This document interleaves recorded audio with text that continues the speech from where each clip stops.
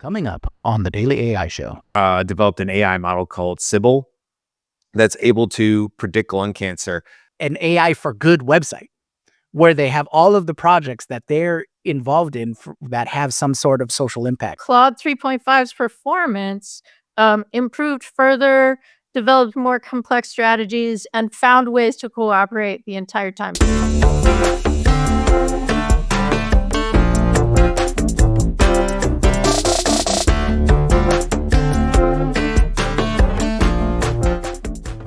Aloha, everyone, and welcome to the Daily AI Show. Today is December 25th, 2024.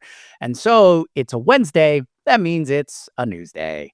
But today is a special Christmas episode or holiday episode where we're going to just cover all the news that we've seen in the past year or so where AI for good or, AI being used for good. And so I was asking everyone beforehand, what's the number one story they want to tell? And so I'm going to throw it over to Brian. Brian, what do you have? Yeah, well, first, Beth, Jyunmi, Andy, Merry Christmas to all of y'all, and Happy Hanukkah to everybody who's celebrating, or as well as other holidays around the world. If you are not celebrating, I'm happy to be here with you guys. And so, yeah, my first news story is kind of an asterisk because it's not necessarily, a news story to everybody else, but it's this show. And so I think that's good news that I'd like to start with. It's AI related. And here we are again a year later, which is our second Christmas doing this. I think Beth and Andy held down the fort last Christmas because I couldn't log on. And Jyunmi, I think you were in Hawaii. And so, yeah, it's nice to see four of us here. I think, Beth is happy to see that. But I just wanted to give a shout out to the show and all of us. Aaron and Carl aren't on the show right now with us, but, to them as well, because this show has continued to grow and we've stayed, although we haven't hit every goal that we've wanted to hit, there's things we want to do and grow and stuff. We have remained consistent. And I think that's good news because the one thing I knew that would set us apart and help us grow over time would just simply be consistency. And here we are on Christmas Day, 2024, and we have put out a live show of some quality. I won't say they've all been home runs. Every day. I wasn't pointing at you, Beth. Man, Beth took that one personally. was not pointed at Beth at all. We put out a show every Monday through Friday for 360, 70 episodes or something like that. We're climbing towards 400. We haven't missed one. And that is the definition of consistency, is that some way, shape, or form, because we have a group here, a great, amazing group of people that I get to see most days of the week, are able to show up. And we've always managed to have at least two, like I said, last Christmas when it was just Andy and Beth doing it for most of that week, and holding the fort down and making it sure another show goes live. And so I just want to give us a little bit of a pat on the back because I think it's well earned. We passed almost 2,500 subscribers on YouTube. That's not the only place we're growing. I just saw recently, I think Beth or Jimmy, you shared that we now have passed a milestone, so says YouTube, as far as 10,000 watch hours. And so just thinking about all the people who have joined us over the year and a half that we've been doing this, and we'll continue to. We've also watched, this is a great shout out to all the people in the YouTube comments, because we've watched this year alone how our live stream folks in the comments showing up day in and day out, like Jen and Cisco and Jude and so many others that are there. Gail's been showing up a lot this year. Gwen and Jeff, who are here today. If you're here today, go ahead, say hi in the chat. Merry Christmas to you guys. Yes, all of them. We've watched that number grow, and it's really changed the show, right? I mean, I think you guys would, we get to see those live comments. We're like, oh yeah, that's a good point. Or people are bringing up stuff, and they're like, do you know about this? And we've literally gone to perplexity things live on the show and brought that in, and it just changes the dynamic. And now it's not just six of us; it's like six of us plus our extended family and friends. And so we'll get onto all the news here, but go ahead, Andy. Go ahead. And sometimes they go off on a tangent that is distracting because it's very interesting. Yeah. They go somewhere else and we're like, oh, I'm trying to pay attention to what you're saying, Brian. What's going on in the chat over here? I know. And that's only going to get, so it's only going to go more. I mean, there's been multiple times, I would say in the last 2 or 3 months, where I've been like, hold on, I've said it live on the show, like, hold on, I need to scroll back because between the time I saw the comment and I wanted to bring it up and the time that like I actually get to it into the conversation, there's 15, 20 more comments. Like when I tell you Jen was the only one with us live early on. Thank God for Jen. And then also big shout out to Beth, to you, who really took on the comments and made sure that you were interacting from the show's standpoint. And so big props to you, Beth, for taking that on and being that moderator to make sure that we're interacting. It's going both ways, right? We're having a conversation together. We're not just speaking to you and expecting nothing back. So anyway, just wanted to give a little bit of a quick at the top of the show props to us that it is good news. We've been able to reach, like we said, thousands upon thousands upon thousands of people at this point on all our different platforms. We've remained consistent and on our initial charter of showing up every day, not claiming to have all the answers, but being willing to have open and honest conversations, to be wrong, to be swayed, to have good disagreements and great arguments along the way.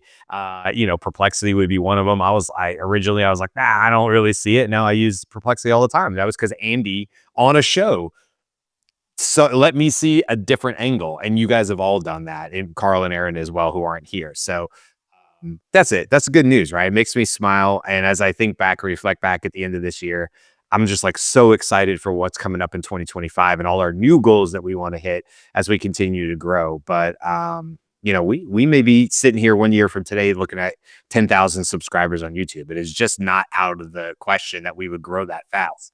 So thank you to everybody who's shown up over and over and over. Thank you to everybody who's ever subscribed. If you haven't subscribed, what are you doing? We're amazing. You should definitely subscribe to now or on podcast channels like Spotify or Apple Podcasts or whatever. So that's it. All right, Jyunmi, back to you. That's a great opener. Yes, extremely grateful for everybody who's been on this journey and joined us. Okay. Unless Beth or Andy has a story that they're really itching to jump off to, I've got a couple. Now, I have stated multiple times that I am a big fan of AI and science, and usually the science that we're seeing with AI is for a good. It's to solve a problem for humanity. Now, this story just came out. I was surprised that just in time for this episode.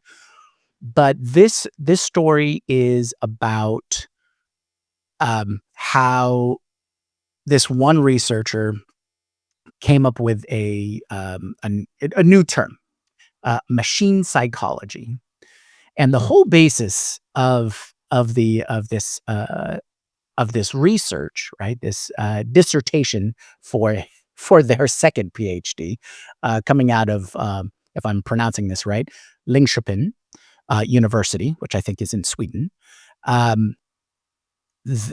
Robert Johansson, he came up with a psychological learning model combined with types of AI, right? Different types of AI. And so what this is supposed to do is where a lot of AI that we've seen is large language models like ChatGPT, but this really breaks the logic or builds a logic framework based on principles. So it's principle based, right? And so because people learned by their experience, right? And they can take that experience and then apply their process to it, their internal process. They keep it with them and they can build upon it. So what this proposes is that we creates a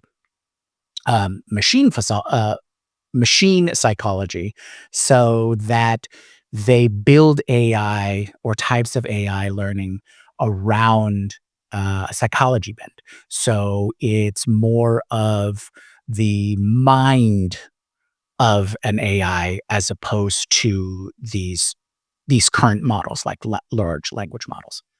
Now, what he's calling the logic system is NARS, or non-axiomatic reasoning system. But the interesting parts is it's designed to operate without complete data, limited computational power, and in real time. So these are some of the hurdles right? In terms of coming to, trying to achieve AGI and things like that.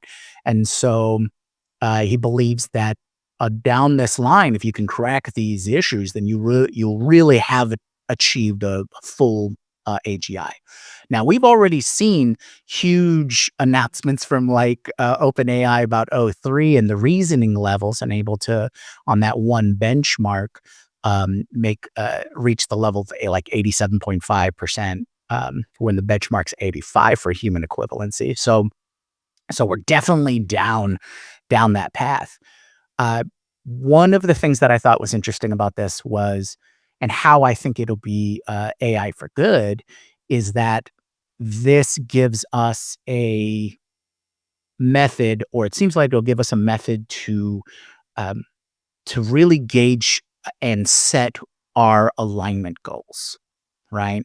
And that's been a big conversation in just AI development, is alignment, especially with stories of like, oh, AI is broken out of the guardrails, and people are able to jailbreak and things like that. And so, if you take it from the psychology standpoint and you put in these principles, then your alignment should theoretically, or at least I'm my supposition is that you should be able to create a stronger alignment. And I think overall that our relationship with AI tools will be stronger because of it. And so that's my top AI in science, AI in good story. I do have a couple more, but I do want to hear. Oh, Andy, go ahead. Leave on that, which is Oh, leave. All right. yeah. So it's about alignment, and one of the things that came out of OpenAI among the fire hose of things that they announced was an announcement about using what they call deliberative alignment, using their advanced reasoning models. And that what that is it's a training program that teaches a reasoning LLM the safety specifications that it needs to follow to maintain alignment with human interests. Now, before reasoning models, you might basically had to have some sort of hard-coded rules that would challenge a prompt that was, being given to it. And often it was the case, if you've had this experience, that it would deny using that prompt and say, sorry, I can't do that for you. And it was a little too rough on that, because those sort of hard-coded rules weren't very effective. But now the reasoning models can use this deliberative approach, having understood all of the safety objectives of the model that the developers of the model give it. And it then creates a very highly precise alignment with those objectives, those safety regulations, let's call them. And so O1, the first reasoning model from OpenAI, and remember, I'm going to lead into another story I want to talk about that will highlight just the amazement that O3 represents in terms of advances compared to O1, and we'll look at that progression. But this is deliberative alignment is achieving high compliance with safety benchmarks. And so very, very important development, but it's kind of on a back page of OpenAI. That's amazing. All right, go ahead. So what I want to it's sort of a weave. I want to highlight a story that came out in yes, recently, like in November maybe. No, released in December 2024. It was a cooperation study, and it was really good news specifically about Anthropic, because the way that the study was done, I believe that they were testing Gemini, and here we go, Google's Gemini 1.5 Flash, OpenAI's GPT-4o, and Claude's Sonnet 3.5. And basically, they were playing a donor game where AI agents shared resources across multiple generations. So they were just they were testing cooperation, like what are the tendencies? And what it found was that Gemini Flash and OpenAI's GPT-4o become competitive over time. But Claude 3.5's performance improved further, developed more complex strategies, and found ways to cooperate the entire time. So there wasn't there wasn't a thing where it understood that cooperation was going to win the entire time, which I find really interesting because most of these are trained on the same material. The internet is not a bed of great cooperation news stories or content. So I think a lot of that is likely come down to their constitutional AI. And that is very interesting to me. So good news, and definitely good news for Sonnet 3.5. All right. Gauntlet Throne, who's got a weave from what I just said? I do have a little bit of a weave since you mentioned Google. I did not actually know about this site, or maybe we covered it, but it was in one year and out the other. But apparently, Google has an AIforGood website where they have all of the projects that they're involved in that have some sort of social impact or whatnot. And so, let me see if I can call it up here. Yeah, ai.google/advancing-AI/social-impact. Yes, not the easiest not not the easiest URL to work through, but they have all kinds of different different touch points. Like they have programs that work on access to AI. They have climate programs, economic opportunity, government innovation, healthcare, learning and education, and science. So you might have heard of AlphaFold. AlphaFold is one of these projects. And I thought, hey, this is a great jumping off point if you are interested in AI for good, or AI in science, or AI in any of these fields. So just ai.google, and they have all of these various programs here. And I was really impressed when I came across it through a Perplexity search, of course. And it's all about collecting all the programs and projects that they're trying to apply AI to help overcome challenges. So I thought that's a great site. Thank you, Google. I'm glad that exists, and I'm glad all of those projects exist. I do have another one, unless Brian, do you have another story you want to talk? Well, yeah, I have a few short ones. I mean, nothing that we need to dive deep into, but just in the idea of, AI for good in 2024, as I was doing research for today's show, I really wanted to try to surface those stories sometimes that aren't that slip through the cracks. And sometimes they shouldn't, because they're really big steps. And we've talked a lot on the show how Sam Altman has said it too, how we kind of get very used to very powerful AI very quickly, and so we all kind of go like, oh yeah, it wasn't that a thing? Didn't that exist? But these are some of the things that happened in 2024. So it falls into a lot of common buckets here: literacy, analytics, healthcare. Okay. So if you look at those three bubbles, but from the healthcare side, in 2024, researchers at MIT developed an AI model called Sybil that's able to predict lung cancer risk up to 6 years in advance through a single low-dose CT scan. This is a great, and there's many stories like this.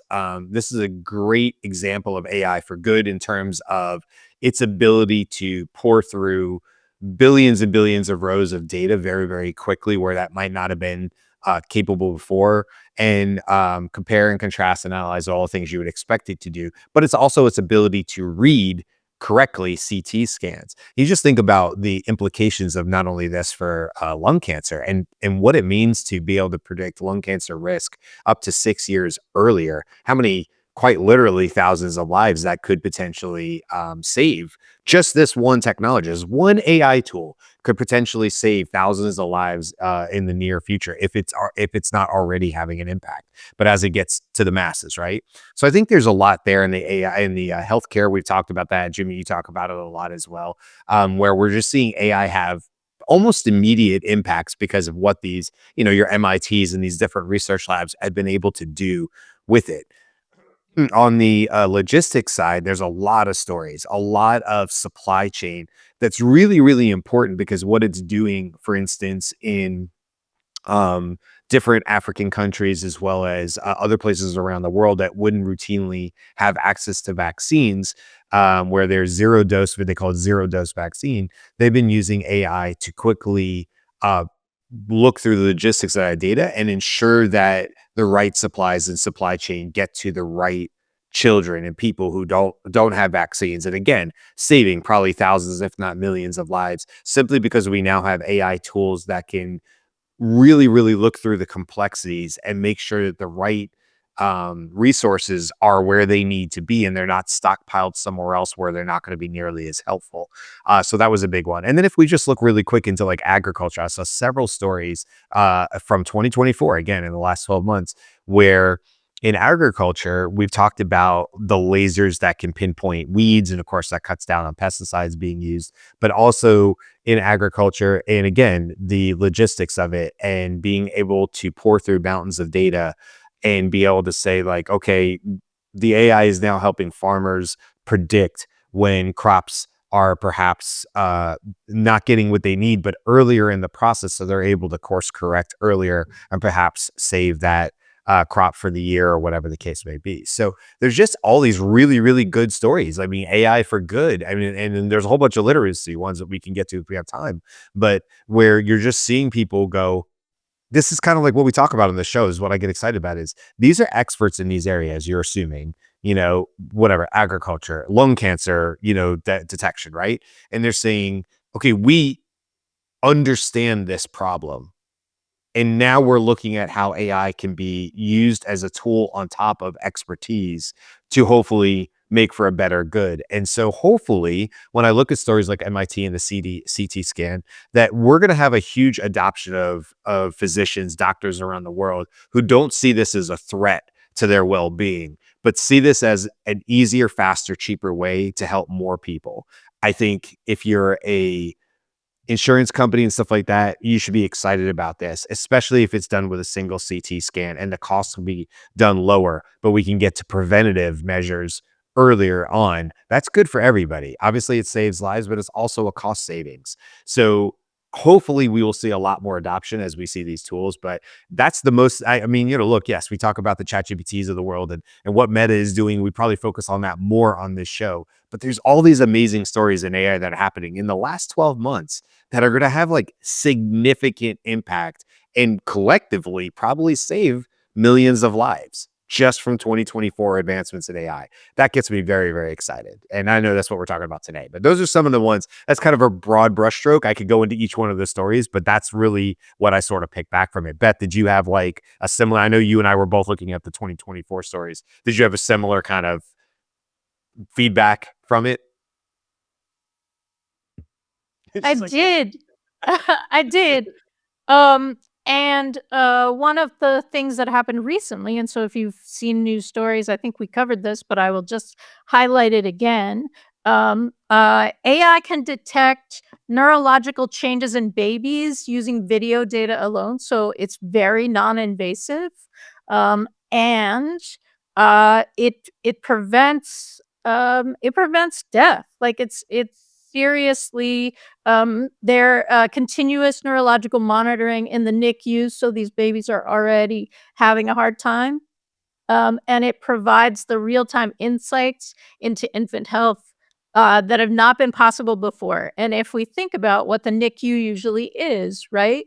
The like you can't be watching the entire time. Like a human cannot be watching the entire time infant in the NICU, right? And this adds that level. It was trained on 16 million, maybe, like videos of what that would look like if an infant was going into trouble. But it's that kind of stuff. So, so it's detection, like Brian was talking about on scans and that kind of stuff. But it's also learning. We're at a point where like AI can learn from video and be able to easily slot into like, pay attention to this one. This needs to be this is something that's happening. And as we know from other stories and our own experiences, AI is able to detect not only like more, right? So you can use one AI to look at many. It's also able to detect those changes sooner than a human observation would. So it gives you more time, gives you more able to do more as a human. Really exciting. Yeah, those are the kind of stories. Both Brian, what you covered, and Beth, what you covered. Those are the ones that I usually like to highlight anytime that data comes out. I do have one more, unless Andy, you kind of look like you're chomping at the bit. You got a story that you really want to cover? Mine's a little longer. I'm going to take a few minutes, so go ahead. Okay. All right. So last one that I got queued up actually came out a couple days ago. A company called Tetsuwan or Tetsuwan Scientific. This came in from the TechCrunch. So a couple of these college guys got together. I think they're from MIT, and they worked in NASA, and all of the proper laurels and everything for a couple of founders you want put together to work on some super science. But they were trying, or their company that they built, Tetsuwan Scientific, is a it's a company that wanted to build robotic AI or embodied AI, essentially, right, to do scientific tests. And we've seen, from various stories where, in different universities and research labs and things like that, that a couple of different groups have come out with essentially robotic testers, all right, or at least the first versions, the prototypes. And so they're kind of going along that line.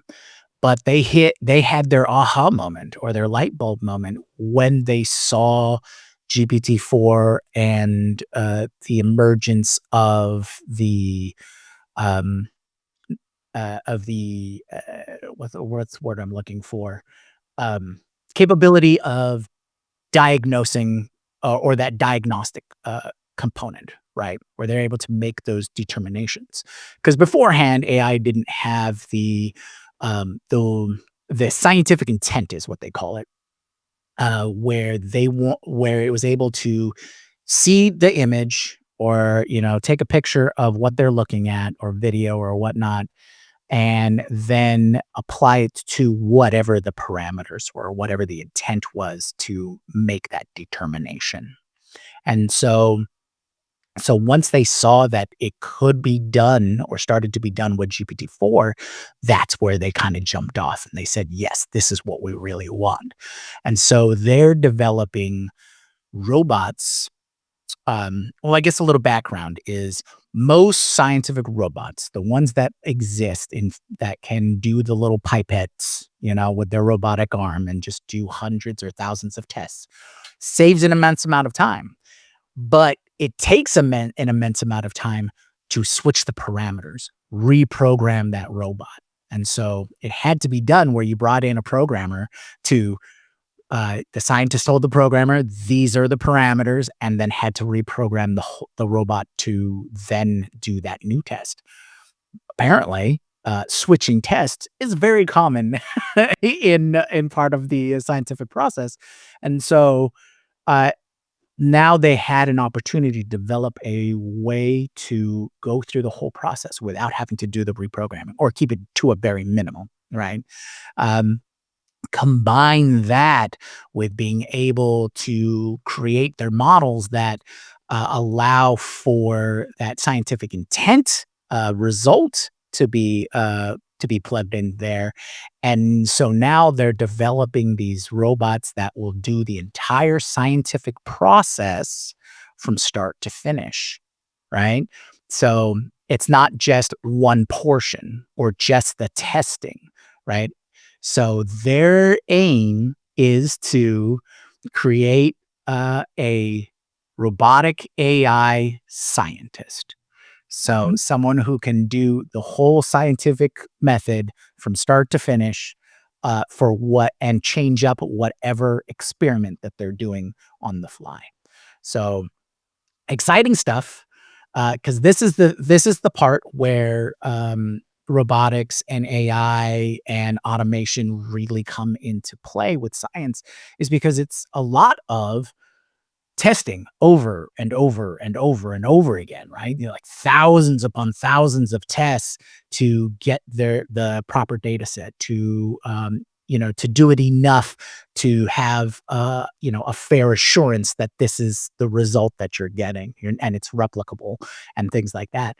So if you can have your robot in a box, essentially, that can do those tests and switch out tests relatively easy, then that means you can get through all of that tedium, the tedium of science really, really quickly.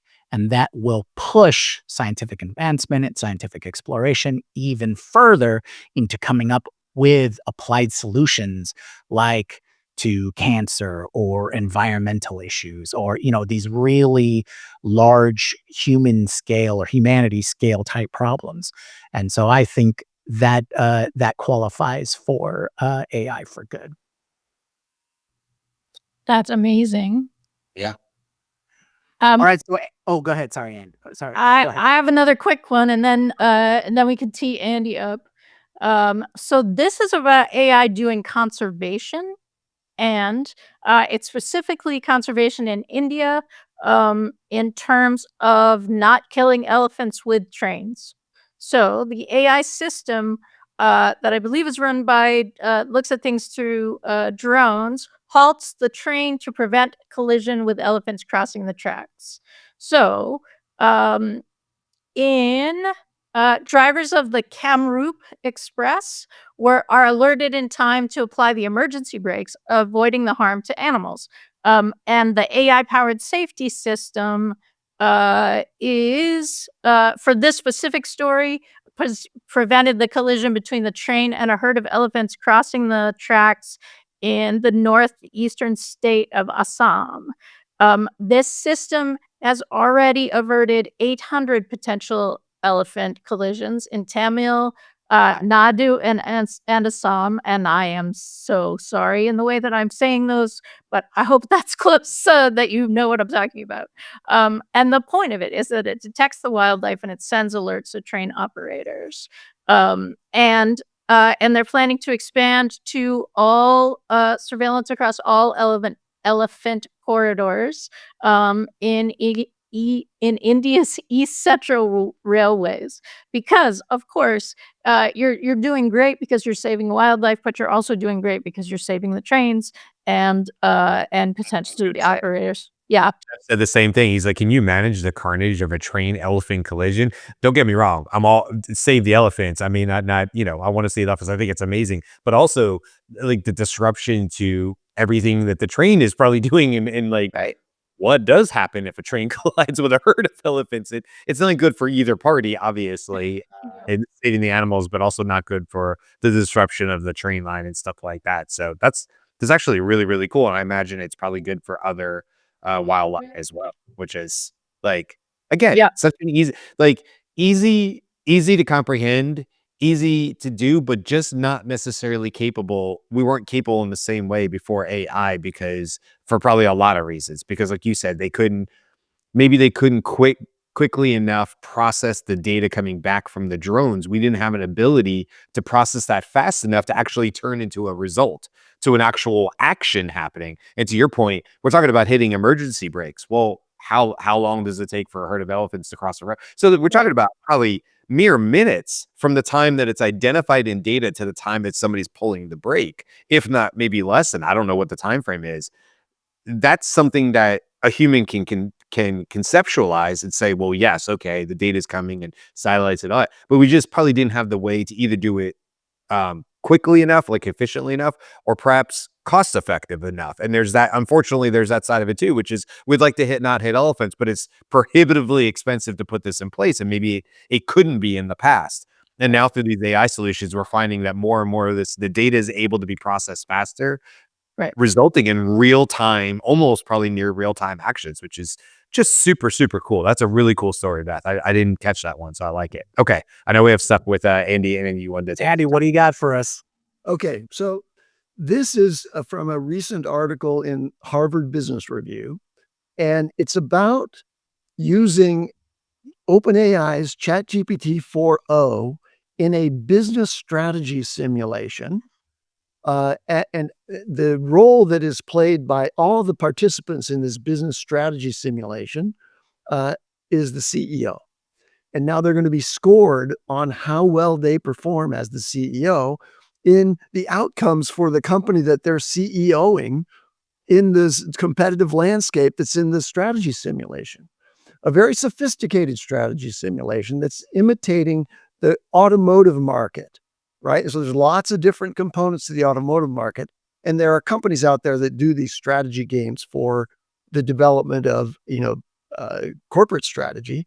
And this one is all AI driven. And then in addition, what they did is, the way this worked is this happened between February and July of this year, 344 participants, undergraduate students, graduate students, and executives, senior executives among those 344. And one of the players was GPT 4o.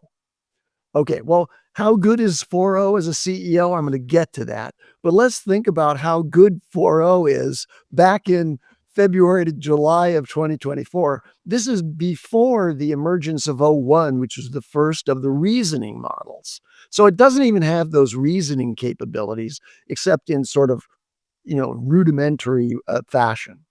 So think then about what we just got as a good news deliveries as a Christmas present from OpenAI, which is O3, which blows them all away. How far in advance of GPT-4o is O3? Well, on the ARC AGI thing that we talked about, this is the benchmark test for determining whether a model is getting to the point of being at artificial general intelligence. GPT-4o scores 5% on that test. 5%. O1, the first reasoning model, which we're not talking about in this CEO simulation, scored 32%. And then O3 scored 88%. Okay, so you can see that O1 and O3 are way beyond what GPT-4o does. But how did 4o do in the business simulation? It consistently outperformed top human participants. They selected out the best of the graduate students and the best of the executives and compared 4o to that, and it did it on nearly every metric. It designed products with surgical precision. It maximized the appeal of the products while maintaining tight cost controls. It responded well to market signals, keeping its non-generative AI competitors on edge, and built momentum so strong that it surpassed the best performing students' market share and profitability 3 rounds ahead of where they achieved their max. Okay, it was stellar in its performance with one exception. It got fired faster than the other CEOs. Then black swan events were thrown into the simulation. Okay, it had developed a routine that was like not sensitive to unpredictable shocks, to shifts in customer demand, and so on. But it wasn't a reasoning model. It didn't anticipate those things or do any kind of prior thinking of simulation to attend to the possibilities of those things. So it was missing something very important for a CEO, which is maintaining some flexibility when market conditions are going to shift. So you've got to not just be, wow, I'm going to just keep making higher and higher profits with my brilliant strategy here. But what happens if, and we don't know what happens, right? So they got fired faster. But I wanted to draw this back to the good news that the reasoning models would probably ace this competition in superlative ways, including in the ability to anticipate black swan events and preserve some capacity to respond to those things. Why? Because these advanced reasoning models, and O3 particularly uses this concept called test time compute. And I'm going to radically simplify my only emerging understanding of what test time compute is to say one of the key parts of it is a Monte Carlo simulation of all the possibilities. That's what costs that test time compute. The energy and computation effort that's put into that takes it minutes, or perhaps even for O3 hours of deliberation. That's being done to anticipate all these possibilities and evaluate them and then choose the right path. Just like AlphaGo did for Go, right? Just like Big Blue did for chess. It's calculating all of these different possibilities in the future. That's what test time compute represents to me, although there are other aspects to it. Importantly, self-reinforcement learning about what works and what doesn't in its simulation process. So I'm really excited by the news that we can basically dispense with the job that I had for a long time, rid of the CEO. They won't go away, but they certainly shouldn't be worth hundreds of millions of dollars when they're going to be superseded by reasoning AI. They'll still have a role there because you always want a human in the loop, and a deeply experienced one. But instead of paying them $100 million a year, let's pay them $10 million a year. That's plenty, right? Yeah. When they have AI assistants. And so they, along with all the other knowledge worker positions out there, are not immune to the advent of reasoning AI and artificial general intelligence coming into the fold as CEOs.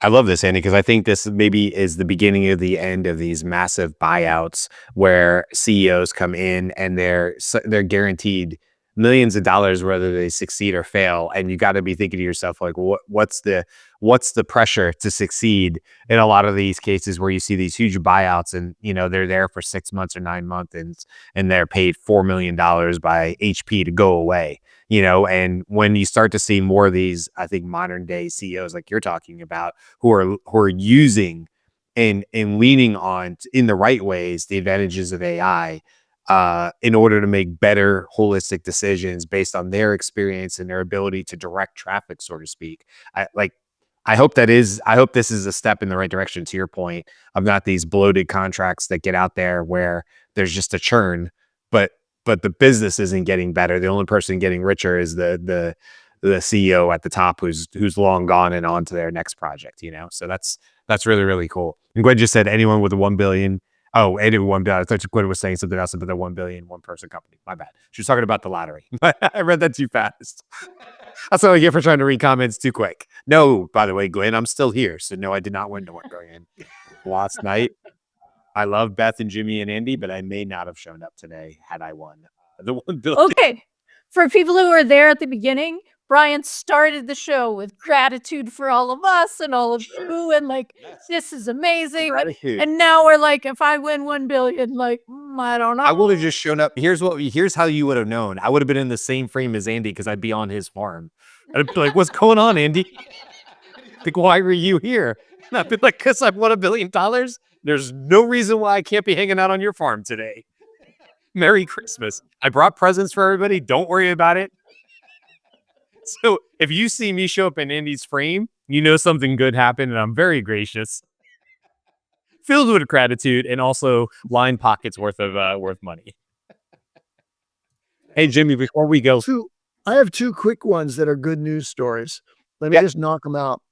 Waymo, like robots, these are embodied robots, these cars driving around. They are continuing to significantly outperform human drivers. And in a recent study, 88% reduction in property damage and 92% reduction in bodily injury claims compared to human drivers.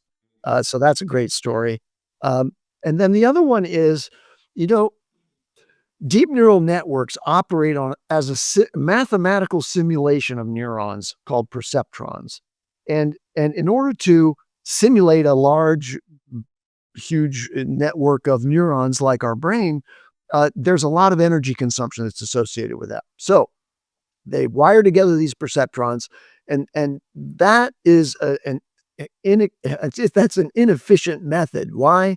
Because that perceptrons are just abstractions, and running a perceptron network on GPUs requires first translating that network into the language of the hardware in the GPU. Remember, GPUs were designed originally to do visual effects in gaming, right? So graphic image generation. But they are a special kind of hardware that can do this process. But now, in a report from MIT PhD student has developed a way to create a neural network on hardware using logic gates, which is a kind of hardware function, using logic gates as a simulation of a neuron. So what the effect of this is that it does away with a lot of the matrix multiplication costs of GPUs translating the simulation into the actual code that the GPU can run. So now, using something that's native to the chip, the logic gate, somebody's developed, in association with MIT, have developed a way to actually do that, which will dramatically reduce the energy cost and make edge computing even far more advanced, because there isn't all this network transition, from the cloud service of the representation of the neural network back to the local device, but it can all be built onto the chip. Another amazing advance that'll, give us plenty of capabilities in the future. That's amazing. I love that story. That means like real robots are way faster because it'll live right Imagine you're where the just heart. welding a bunch of these chips together. If a single chip can run a full deep neural network very efficiently, now give my robot, please, like 100 chips on that thing.